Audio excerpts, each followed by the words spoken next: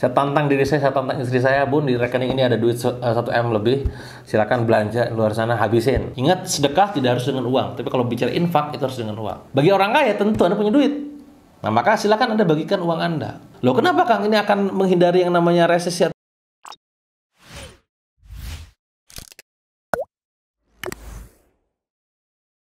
Resesi 2023 menjadi sebuah isu yang sangat marak di hari-hari ini di video YouTube ya, termasuk juga saya pribadi pernah membahasnya 2 video, dan itu ternyata luar biasa animonya ya, ada 60.000 view lebih dan juga 10.000 lebih. Poin yang saya sampaikan di video kali ini adalah tentang sebenarnya perlu gak sih kita khawatir tentang itu, dan bagaimana saran, ujangan dari saya untuk Anda, terutama orang kaya nih ya.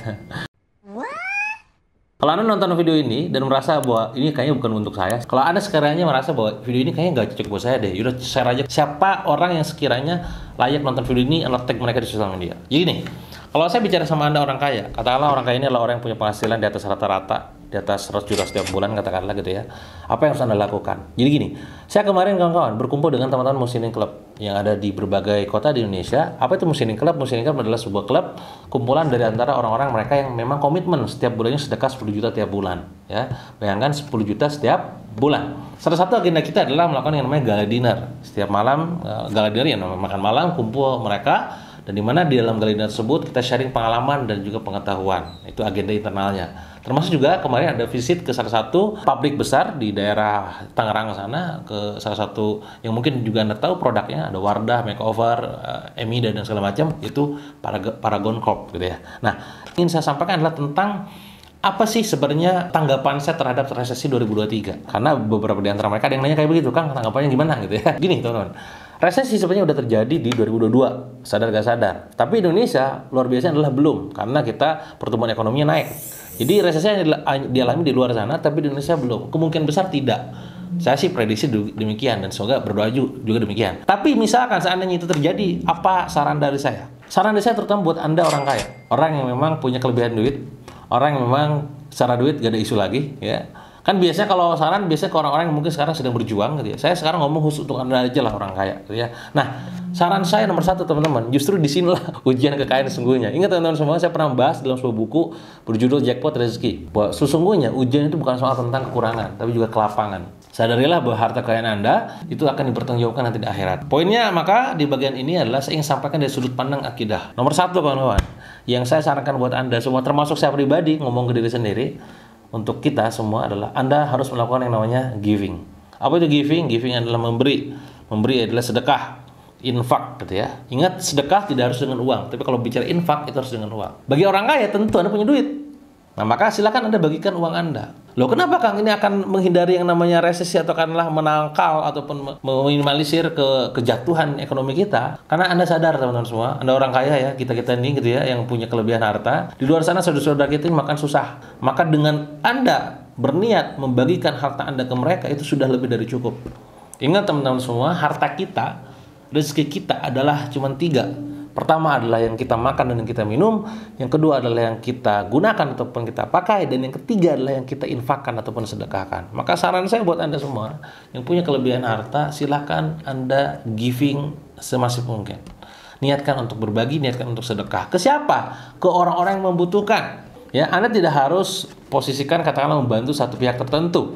Di dalam Al-Quran ada urutannya. Pertama adalah kerabat, gitu kan? Kedua adalah siapa, ketiga siapa, dan seterusnya. Silakan Anda bagikan ke mereka. Semoga dengan begitu mereka bisa terbantu. Mereka mungkin tidak mendapatkan penghasilan dari pekerjaannya, tapi mereka mendapatkan sedekah dari Anda, infak dari Anda, ataupun hadiah dari Anda. Apakah itu salah? Tidak salah. Kalau bicara masalah zakat, ada asnafnya. Infak itu bisa lebih lentur, wakaf itu lebih spesifik. Tapi kalau udah niatnya infak ataupun hadiah berbagi, bebas ke siapa aja. Jadi saran saya nomor 1 adalah lakukan giving, targetkan ngasih ke siapa aja, dan nominalnya berapa, itu nomor 1. Ingat, Anda ditentukan rasa kelapangan itu dari berbaginya. Ingat, kita berbagi bukan karena kita kaya, tapi kita berbagi karena kita peduli ya. Itu nomor 1. Kedua teman-teman semua, yang harus kita lakukan justru dalam momen kayak begini adalah investing. Loh, kok investing?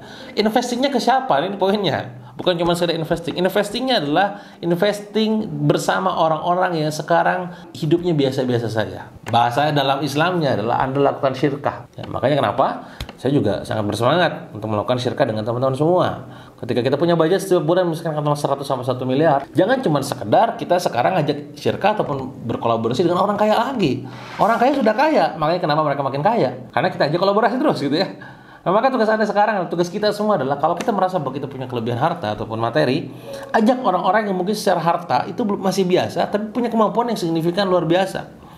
Punya skill, punya experience, punya pengetahuan, ajak mereka untuk kolaborasi. Mereka punya kemampuan, punya kompetensi, punya amanah, orang yang sangat amanah. Jadi kita lihat dari sifat Rasul, kita benchmarking, sidik, amanah, fatonah, tablik. Nah itu yang kita perlu kita ajak kolaborasi. Sehingga investing kita adalah mengajak mereka untuk bisa sama-sama bisnis bareng. Ingat, dengan begitu nanti roda perekonomian akan berputar. Gak cuma di orang kaya doang, tapi juga mereka, di orang-orang yang kondisi tidak mampu secara materi, tapi punya kemampuan dari segi pengalaman dan juga kompetensi. Itu nomor 2. Jadi yuk, kita kolaborasi gila-gilaan. Saya mengajak Anda juga berkolaborasi. Mungkin nanti saya share juga di kolom chat ataupun di kolom deskripsi apa saja peluang kolaborasi yang bisa saya lakukan untuk Anda semua. Itu nomor 2. Nomor 3 kawan-kawan semua adalah dari segi spending ataupun shopping. Nah, ini menarik ya. Saya jarang banget shopping, teman. Saya adalah termasuk orang yang jarang shopping. Saya tidak suka belanja. Pernah suatu ketika saya mendapati sebuah kondisi atau akan ngalamin gitu ya. Saya tantang diri saya tantang istri saya, Bun, di rekening ini ada duit 1M lebih. Silakan belanja luar sana, habisin. Nggak habis ya. Kita keluar cuma duit 5 juta doang. Karena saya dan istri alhamdulillah dua-duanya tuh nggak suka belanja gitu. Nah, lantas dalam kondisi kayak begini gimana Kang? Saya justru sarankan Anda untuk shopping, belanja. Bedanya apa? Bedanya adalah shoppingnya ke orang yang memang UMKM. Bukan ke orang kaya lagi. Ya, kalau ke orang kaya lagi mereka makin kaya, Pak. Belanja misalkan tas yang mahal-mahal 30 juta, 40 juta, beli berlian 80 juta gitu ya. Nah, ke yang sekarang yang beli jualan cilok, jualan martabak, nasi goreng, jualan minuman apa itu belanja sana. Paling cuma berapa? 30 ribu, 50 ribu, tapi dirutinkan. Jadi kalau Anda punya rutinitas, tadi kan nomor 1 niatnya giving, sedekah ya, beda ya akadnya ya. 1 niatnya giving, 2 niatnya syirkah bisnis, 3 niatnya memang belanja. Transaksi jual beli. Ini bedanya di niat tuh kan semua.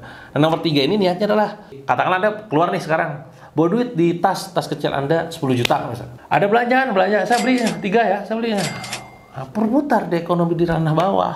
Sehingga apa? Mereka sejahtera, bahagia karena omsetnya dapat dari kita. Kita juga membantu mereka dengan niat bantunya adalah transaksi jual beli, bukan niat giving. Nanti tinggal petakan aja, coret-coret. Siapa yang mau jadiin giving target, siapa yang mau jadi target untuk investing, siapa yang mau target jadi shopping gitu.